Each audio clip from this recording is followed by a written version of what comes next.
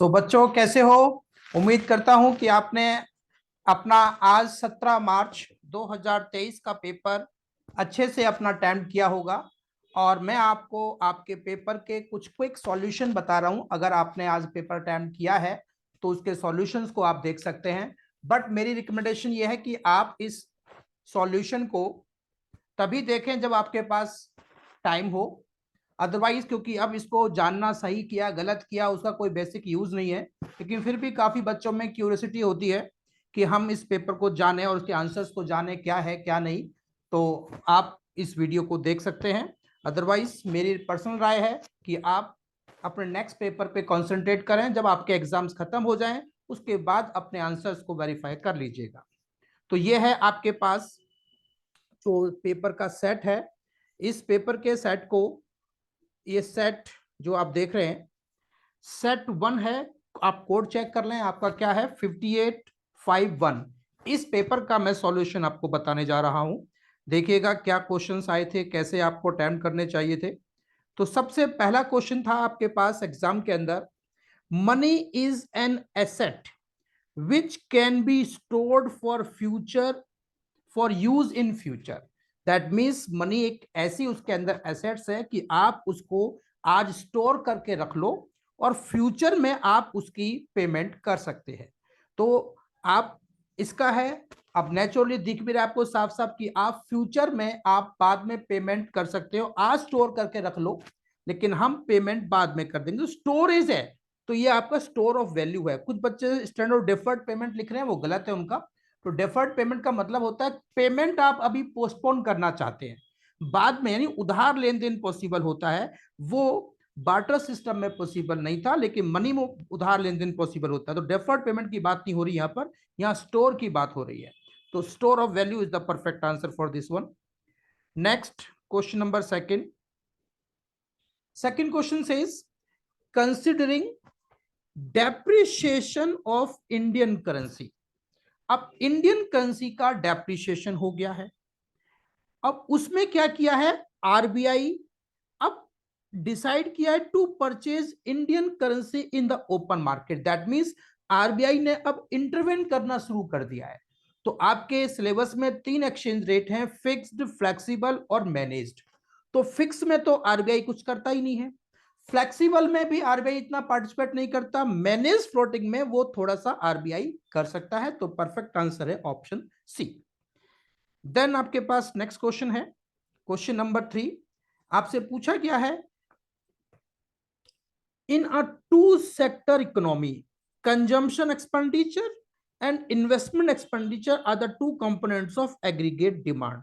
तो ये हमारे पास बिल्कुल परफेक्ट सेंटेंस है, बिल्कुल सही है क्योंकि एडी के 2 ही कंपोनेंट्स होते हैं हमारे पास।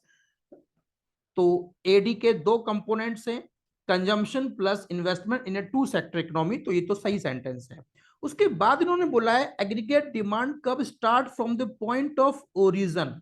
तो बेटे एडी कब आपका, देखिए अब जब आपने बनाया होगा तो एग्रीगेट डिमांड कब स्टार्ट होता है, वाई एक्सिस के पॉजिटिव एरिया से, इस जगह से स्टार्ट होता है, ये ओरिजिन से स्टार्ट नहीं होता। तो दूसरा सेंटेंस आपका फॉल्स है, पहला सही है, दैट मींस ऑप्शन ए। इसके बाद आपसे पूछा गया था क्वेश्चन नंबर 4 में, deficit in balance of payment refers to the excess of. So deficit अगर है तो आपको बताया था, हमने पढ़ाया कि जो बैलेंस ऑफ पेमेंट में ऑटोनोमस पेमेंट में दोनों ही अकाउंट आते हैं, करंट अकाउंट भी और कैपिटल अकाउंट भी। इसलिए अगर autonomous payment autonomous saving receipt से ओवर हो जाएगी तो फिर उस केस में डेफिसिट होगा। इसलिए परफेक्ट आंसर है option C. Then question number 5 तो बहुत ही सिंपल सा, साफ साफ आपको दिख रहा है। इसमें बोला है इन्होंने कि आपको करेक्ट पेयर देखना है। तो करेक्ट पेयर हमको पहले सेंटेंस में मिल गया कि vegetable grown in personal garden. अगर आप पर्सनल गार्डन में अपनी कोई सब्जियां वगैरह उगा रहे हो तो नेचुरली आप मार्केट में सेल करने के लिए उसका यूज नहीं करोगे, तो नॉन मार्केटिंग एक्टिविटी है। तो परफेक्ट आंसर हो गया option A, that means option A first का हमारा ये सही सेंटेंस है। Then this question is very easy question. अगर आप कैलकुलेट करते हैं तो बहुत ही सिंपल वे में आप निकाल सकते हैं। तो सबसे पहले फार्मर का वैल्यू ऑफ आउटपुट 2000 है, उसने आईसी का 0, वैल्यू एड 2000 हो गया। देन बेकर ने कितने में सेल किया होगा ताकि उसकी वैल्यू 2000 हो जाए, तो आपने इसमें से इसको माइनस करके ये वैल्यू आएगी, तो यहां पर हो जाना चाहिए 4000। देन अब यहां 400 है, इधर 4400, तो आप कौन सी वैल्यू माइनस करें ताकि इधर इसमें कितने का बाय किया, तो यहां आ जाएगा 4000। अब टोटल इसका करेंगे तो इसका टोटल हो जाएगा आपके पास, टोटल करेंगे तो बनेगा 10400, और इधर टोटल हो जाएगा आपके पास, ऐड करेंगे 4400। तो अगर आप मैच करेंगे इसका तो सही मैचिंग बनता है option B. Then question number 6 में देखिएगा, यहां पर इन्वेस्टमेंट मल्टीप्लायर 4 है। अगर इन्वेस्टमेंट मल्टीप्लायर 4 है तो आप पहले एमपीसी की या एमपीएस की वैल्यू निकाल लेंगे। तो अगर आप मान लीजिए, आप जानते हो के का फॉर्मूला होता है 1y एमपीएस, सो के की वैल्यू 4 गिवन है, 1y MPS, that means MPS की वैल्यू हो गई 1y 0.1y4, दैट मींस आपके पास 0.25। अब अगर एमपीएस 0.25 है तो एमपीसी की वैल्यू क्या होगी, 0.75, और आप जानते हो सी का फंक्शन होता है सी बार प्लस बी वाई, तो परफेक्ट आंसर है 30 प्लस 0.75 वाई। इसमें और वाला भी क्वेश्चन था, तो और में आपसे पूछा गया था national income is equal to increase in saving. अगर ऐसा होगा तो आपके केस में डेल्टा सी 0 होगा, और आप जानते हो एमपीसी का फॉर्मूला होगा बेटा delta C Y delta Y, इसलिए आंसर 0 वैल्यू ऊपर है तो इक्वल टू 0 हो जाएगा, आंसर डी हो गया। इसके बाद 7th क्वेश्चन था आपके पास, money supply in India does not include demand deposit. तो बेटे डिमांड डिपॉजिट इधर does not include demand deposit, तो बेटे M1 में आपके पास क्या आता है, M1 में cash currency, demand deposit plus other deposit with RBI आते हैं, तो ये तो इंक्लूड कर रहा है, इसका मतलब पहला सेंटेंस तो गलत है, तो ये तो इंक्लूड कर रहा है यहां पर, तो फर्स्ट सेंटेंस तो आपका हो गया रॉन्ग। स्टेटमेंट टू बोलता है पर्टिकुलर ये पीरियड ऑफ टाइम, तो बेटे मनी सप्लाई एक स्टॉक कॉन्सेप्ट होता है, मनी सप्लाई हमेशा स्टॉक कॉन्सेप्ट है, और स्टॉक को हम एक पॉइंट ऑफ टाइम पे स्टडी करते हैं, स्टॉक को हम पॉइंट ऑफ टाइम पे स्टडी करते हैं, इसलिए ये सेंटेंस भी गलत हो गया। तो इसलिए हमारे पास है both statements are 1 and 2 are false. Then question number 8 में देखिए बिल्कुल जनरल कंडीशन दी हुई है कि आपके पास यूके का पाउंड है इंक्रीज हो गया है फ्रॉम 70 to 80। अब अगर पाउंड की वैल्यू इंक्रीज होगी तो क्या होगा, इसने पूछा इंडियन रुपी क्या होगा, तो उस केस में इंडियन रुपी की वैल्यू डेप्रिशिएट हो गई है। देन इसमें और में भी क्वेश्चन है, अगर आपने किया हो, ये एनसीईआरटी क्वेश्चन है आपका, अगर आपने देखा है तो मोर इन्फ्लेशन, एक्स में मोर इन्फ्लेशन है एज कंपेयर टू वाई के, तो उस केस में आपके पास डेफिसिट ट्रेड होगा एक्स कंट्री के लिए, तो परफेक्ट आंसर है बी।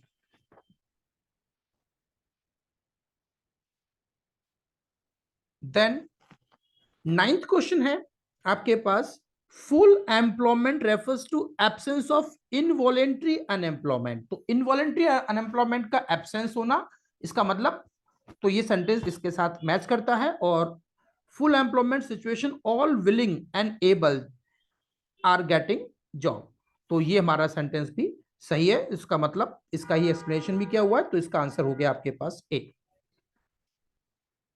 देन क्वेश्चन नंबर 10 तो बिल्कुल जनरल क्वेश्चन था, आपने इसका कैलकुलेशन करके आंसर निकाला भी होगा। तो आपके पास इस बार एमपीएस 0.25 है, और आप जानते हो के की वैल्यू क्या होगी, के की value 1y MPS, that means 1y 0.25, that means 4। फिर आप जानते हैं के की वैल्यू होगी delta Y upon delta I, तो 4 equals to delta Y divide by delta I given है आपके पास 200, तो डेल्टा वाई की वैल्यू होगी 800, तो perfect answer is D. Then आपके पास एक क्वेश्चन था ये, और गिवन है आपके पास in the year 2018 and 2019, output था बेटे इसमें आपके पास 100 का और 110 का, प्राइसेस थे इसमें आपके 50 और इसमें 55।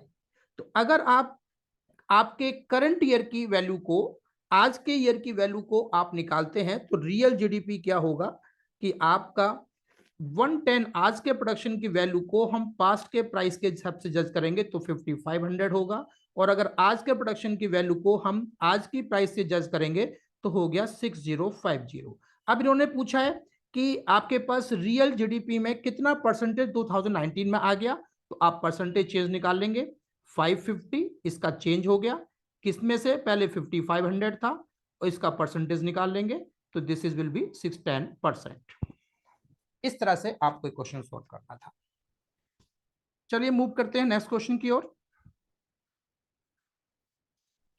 नेक्स्ट क्वेश्चन कहता है giving valid reason state whether following statement are true और false.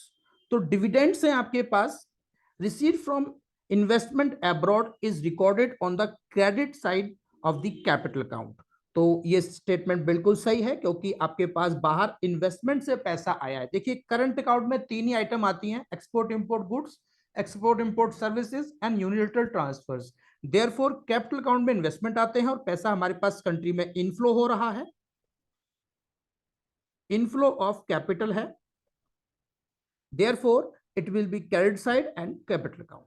Depreciation of Indian currency will lead to promotion of Indian export. तो अगर आपकी इंडियन करेंसी डेप्रिशिएट हो रही है तो हमारे एक्सपोर्ट राइज होंगे, बिल्कुल सही होगा क्योंकि बाहर वालों को हमारी गुड्स चीपर लगती हैं, इस कंपेयर में वो बाय कर लेते हैं। फिर बहुत ही जनरल एक क्वेश्चन था ऑटोनोमस ट्रांजैक्शन और कम्युनिटी ट्रांजैक्शन, आपने देखा होगा हमने जो क्वेश्चन बताए थे उसमें एक क्वेश्चन था ये। देन सेविंग अगर ज्यादा है इन्वेस्टमेंट से, तो अगर saving is greater than investment तो क्या इंपैक्ट पड़ेगा, तो उस केस में बेटे सभी पे नेगेटिव इंपैक्ट पड़ता है, इनकम लेवल भी लो, आउटपुट भी लो, एम्प्लॉयमेंट भी लो, सब कुछ कम हो जाता है बिकॉज इन्वेस्टमेंट आपका कम होता है। इसके बाद 14 क्वेश्चन में आपके पास करना था तो बिल्कुल जनरल है कि रेपो रेट अगर इंक्रीज करेंगे तो बेटे अगर रेपो रेट गवर्नमेंट ने इंक्रीज सॉरी आरबीआई ने इंक्रीज किया है आपके पास तो उसका क्या इंपैक्ट होता है, तो बिल्कुल जनरल है आपके पास रेपो रेट इंक्रीज होने से हमारे पास जो लोन है वो डिक्रीज हो जाएगा जिससे एडी हमारा इकोनॉमी में फॉल होगा। इसके बाद तो बिल्कुल बिल्कुल सिंपल सिंपल क्वेश्चन थे, इस बार सीबीएसई ने बहुत ही जनरल पेपर दिया है, एजेंट एंड एडवाइजर के फॉर्म में है, कैरिड क्रिएशन कमर्शियल बैंक की तो बहुत सिंपल पॉइंट है, रिवर्स रेपो रेट का उसका क्या इंपैक्ट पड़ता है। फिर आपके पास नेशनल इनकम से क्वेश्चन दिया है profit earned bye foreign banks in India. तो ये अगर कोई फॉरेन बैंक है इंडिया में पैसा अर्न कर रहा है तो हमारी ये नेशनल इनकम में तो बिल्कुल भी इंक्लूड नहीं होगा क्योंकि ये हमारे पास फैक्टर इनकम टू अब्रॉड है, हमने बाहर वालों को पैसा दे दिया है। Expenditure on upgradation of fix assets ये हमारा इंक्लूड होगा, ये कैपिटल फॉर्मेशन है, इसका मतलब इन्वेस्टमेंट इंक्रीज हो रहे हैं तो ये ग्रॉस डोमेस्टिक कैपिटल फॉर्मेशन का पार्ट होता है। इसके बाद एक सिंपल सा इन्होंने न्यूमेरिकल दिया हुआ है और देख लीजिएगा कि इसमें क्या क्या गिवन है। तो आपको पता है national income NNP at FC का फॉर्मूला होगा आपके पास, इसमें गिवन है जीडीपी एट एमपी, तो minus depreciation plus NFIA minus NIT. अगर आप इसमें वैल्यू पुट करते हैं तो this is given as 850, GDP MP given as 1100, depreciation आपको निकालना है, एनएफआईए गिवन है 100 और एनआईटी गिवन है आपके पास 150, एनआईटी है 150। तो अब आप डेप्रिसिएशन कैलकुलेट करते हैं तो 200 आएगा, ये आपके एनसीईआरटी का वैसे भी क्वेश्चन था, डायरेक्ट सीबीएसई ने दिया हुआ है। इसके बाद आपके पास और हाँ नेक्स्ट क्वेश्चन भी था आपके पास में, तो while estimating GDP by expenditure method entire focus on expenditure incurred by residents of the country. तो बेटे ये सेंटेंस गलत है, ओनली रेजिडेंट्स नहीं होते, अगर बाहर वाले पर्सन भी हमारी कंट्री में आके कुछ बाय कर रहे हैं तो उनकी वैल्यू को भी हम ऐड करते हैं, इसलिए हम इससे पूरी तरह से एग्री नहीं करते।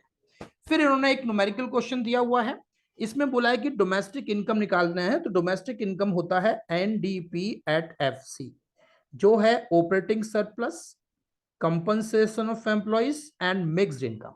अब ऑपरेटिंग सरप्लस में रेंट एंड रॉयल्टी आएगा, उसके बाद प्रॉफिट के तीन पार्ट हैं आपके पास, कॉर्पोरेट टैक्स, रिटेन्ड अर्निंग और डिविडेंड। तो ये 4 आइटम तो होगी आपकी ऑपरेटिंग सरप्लस। फिर है आपके पास वेजेस सैलरी, दोनों एक साथ गिवन है कैश वन काइंड में, सोशल सिक्योरिटी नहीं है, और मिक्स्ड इनकम। इन सभी वैल्यूज को आप ऐड कर देंगे तो आपके पास फाइनल आंसर होगा इसमें 5500। इसके बाद एक इन्होंने बहुत ही अच्छा क्वेश्चन बनाया इस बार। एक आप देख सकते हैं इसमें आपसे पूछा गया है कि टैक्स रिसीप्ट कौन सी है और नॉन टैक्स रिसीप्ट कौन सी है। तो बेटे अगर आपको एक हमारा जो फ्लो चार्ट है वो पता होगा तो बड़े आराम से इसको देख सकते हो कि टैक्स रिसीप्ट कौन सी है और नॉन टैक्स रिसीप्ट कौन सी है। तो आपको साफ साफ दिख भी रहा है, फाइन्स, पेनल्टी और लाइसेंस फीस, ये आपके पास नॉन टैक्स रिसीप्ट होती हैं। और उसके बाद और भी आप जो भी आप सब देख रहे हैं वो सब के सब टैक्स रिसीप्ट हैं। उसके बाद इनको एक्सप्लेन करना है, कोई खास इतना मुश्किल काम नहीं था, बच्चे ने अच्छे से एक्सप्लेन कर दिया होगा। अब हम मूव करते हैं अपने पार्ट बी की ओर। पार्ट बी में देखिएगा दिया है, during the British rule India, Indian agriculture output witnessed a stagnation. तो एग्रीकल्चर का स्टैग्नेशन किस कारण से हुआ? तो it was due to land settlement system. तो जो लैंड सेटलमेंट थे उसकी वजह से हुआ था, और इसमें ऐसा कोई ऑप्शन नहीं। 19th क्वेश्चन है, in the first phase of green revolution output was restricted mainly. तो आप सबको पता ही है व्हीट एंड राइस का मेन हमारे पास आउटपुट हुआ था फर्स्ट फेज में। और में तो बहुत ही आसान था, इंडियन प्लानिंग का आर्किटेक्ट कौन है? तो अगर आपने मेरा वो वीडियो देखा होगा तो उसमें बताया गया था पीसी महालनोबिस आपके आर्किटेक्ट थे। 20 क्वेश्चन अगर आपको क्लियर है तो बहुत सिंपल था, अदरवाइज इसमें समझना बड़ा मुश्किल था। तो ग्रेट प्रोलेटारियन कल्चर रेवोल्यूशन बेटे 1950 में तो बिल्कुल भी नहीं था, ठीक है। और मैन्युफैक्चरिंग, चाइना का जो प्रोडक्शन था वो मैन्युफैक्चरिंग के बेस से बढ़ा, ये बात बिल्कुल सही है। तो हमारा पहला सेंटेंस गलत है, दूसरा सही है। इसमें और में भी क्वेश्चन था, बहुत आसान था। और में देखिए लिखा है कि पाकिस्तान ने वन चाइल्ड पॉलिसी बनाई है, तो ये तो बहुत सबको पता है कि ये सेंटेंस हमारा इनकरेक्ट है, तो इसलिए ये था। तो आपका ये बिल्कुल सही हो गया होगा। देखिए इसके इस बार तो इंडियन इकोनॉमी के बहुत आसान आसान क्वेश्चन दिए गए थे। रूरल क्रेडिट के लिए एपेक्स इंस्टीट्यूशन, ये भी हमारे वीडियोस में गिवन था, तो इसका करेक्ट आंसर है नाबार्ड। देन 22 की हम बात करते हैं, तो 22 में during 1980s economic growth rate of Pakistan was more than that of India. अब आपको बड़े हैरानी होगी, ये बात बिल्कुल सही है, स्टेटमेंट तो सही है। एंड पाकिस्तान ने इक्वल पार्टिसिपेशन लिया था, पब्लिक का भी प्राइवेट का भी, ये बात भी बिल्कुल सही है। तो perfect is all in one, तो आंसर हो गया ए। देन ये हमारे पास है ह्यूमन कैपिटल फॉर्मेशन। तो ह्यूमन कैपिटल फॉर्मेशन के लिए जो क्वेश्चन का है इसमें ब्रेन ड्रेन भी है, तो आपके पास ऑप्शन सी है, ये सभी पॉइंट आपके बनते हैं, ऑप्शन सी। चलिए मूव करते हैं नेक्स्ट क्वेश्चन की ओर। क्वेश्चन नंबर 24 है आपके पास, special economic zone policy has led to huge FDI flow to China. तो चाइना ने स्पेशल इकोनॉमिक जोन बनाए थे, उससे उनकी कंट्री में बाहर का पैसा बिल्कुल आया था, इसमें कोई दो राय नहीं है, बिल्कुल सही स्टेटमेंट है। और साथ में लिखा हुआ है कि rapid growth result of economic growth in 1981। तो बेटा ये सेंटेंस तो गलत है, आप सबको पता है चाइना में इकोनॉमिक ग्रोथ रिफॉर्म्स जो आए थे वो दैट वाज 1978 में आए थे, ना कि 1981 में। तो इसलिए दूसरा सेंटेंस हमारा रॉन्ग है, पहला हमारा सही है। तो 24 में आपके पास आंसर है A. Then identify which of the following is incorrect function of environment. तो इन्वायरमेंट के फंक्शंस भी मैंने उस वीडियो में बता रखे थे, तो वह लैंड डिग्रेडेशन नहीं होता है और सारे काम ये इन्वायरमेंट हमारा करता है। देन है वर्कर पॉपुलेशन रेशियो का फॉर्मूला, तो it is total work labour force divide by total population into 100, ये हमारा फॉर्मूला होता है, ए ऑप्शन। देन 27 है हमारे पास में, first 5 year plan of China commence in the year 1956। तो बेटा चाइना ने 1956 में नहीं किया था, चाइना ने 1953 में हमारा फर्स्ट 5 ईयर प्लान बनाया था, 1956 का तो पाकिस्तान का था। और both India and China adopted socialist. तो बेटे बोथ तो बिल्कुल भी नहीं है, आप सबको पता है इंडिया ने तो मिक्स्ड इकोनॉमी अडॉप्ट की थी, तो सोशलिस्ट तो हमारी बिल्कुल भी नहीं है। तो दोनों ही सेंटेंस गलत हो गए, इसलिए दोनों गलत कहां है? D option, both statement 1 and 2 are false. ये थे हमारे एमसीक्यू। उसके बाद अब आप देखेंगे तो और जो क्वेश्चंस हैं वो सभी आपकी एनसीईआरटी को डिपेंड कर रहे हैं और बहुत ही जनरल क्वेश्चंस हैं। interpret situation of earth as depicted in the given picture with reference to current environmental challenges। तो अब आपके पास ये पिक्चर को तो अलग भूल जाओ, आप बस इतना सोचो कि आपके इन्वायरमेंट के सामने आज मेन चैलेंजेस क्या हैं। तो ओजोन डिप्लीशन, ग्लोबल वार्मिंग, ये हमारे पास मेन चैलेंजेस आज इन्वायरमेंट के सामने है। Then in rural areas India more members of a family are engaged in work, yet G gross national family is generally low। तो आप बताएंगे क्योंकि अधिकतर लोग काम कर रहे हैं but they are not the full timer, तो इसको एक्सप्लेन कर सकते हैं। और वो इनवॉलंटरी अनएम्प्लॉयमेंट भी हमारे यहाँ पर है, वो आप मेंशन कर सकते हैं। माइक्रो क्रेडिट सिस्टम क्या है और कैसे कैसे रिक्वायरमेंट पूरी हो रही है पुअर की, यह बताएंगे। फिर टेबल दे दी है, इस आप टेबल को प्रूव करेंगे, तो बहुत ही जनरल पॉइंट है, इसको आराम से एक्सप्लेन कर सकते हैं। देन क्वेश्चन नंबर 31 है प्राइवेटाइजेशन, तो बहुत ही जनरल क्वेश्चन दे दिया, मीनिंग बताना है। और agriculture sector had been adversely affected by the economic reforms, तो ये भी आपका एनसीईआरटी का क्वेश्चन है, हमारे सुपर 30 में था, ये आपने देखा होगा। State and explain any two main cause behind infrastructural development by British rule, तो ये भी आपकी एनसीईआरटी का क्वेश्चन है। तो हमने कहा था एनसीईआरटी को फॉलो करेंगे तो आपके मार्क्स अच्छे हो जाएंगे, इसमें कोई प्रॉब्लम नहीं आएगी। फिर आपके पास फिर से आ गया ट्रू फॉल्स है, तो higher productivity and production are outcome of investment in human resources, तो नेचुरली अगर सरकार खर्च करेगी ह्यूमन रिसोर्सेज पर तो बढ़ेगा, तो सेंटेंस सही है। Rising population is not the cause of quality of human capital formation, तो गलत है, पॉपुलेशन बढ़ने से ह्यूमन क्वालिटी जो फॉर्मेशन की है वो डिक्रीज हो रही है। इसके बाद आपके पास एग्रीकल्चर डाइवर्सिफिकेशन एनसीईआरटी क्वेश्चन है, ऑर्गेनिक फार्मिंग एनसीईआरटी क्वेश्चन है, इसके बाद वुमेन एजुकेशन एनसीईआरटी है, absorbing capacity NCERT, all questions are from NCERT, आप आराम से इसके आंसर्स को मैच कर सकते हो। फिर उन्होंने एक पैराग्राफ दे दिया है, उसके बेस पर आपको डब्ल्यूटीओ के बारे में 2 क्वेश्चन दे दिए हैं, तो state and discuss any 2 objective of WTO और name any 2 steps taken by India to strengthen the food security, तो ये आपको अपने हिसाब से इसमें एक्सप्लेन करना है। तो आई होप कि आपने पेपर अच्छे से किया होगा और अब आप अपने आंसर्स को देख सकते हैं। तो थैंक यू वेरी मच।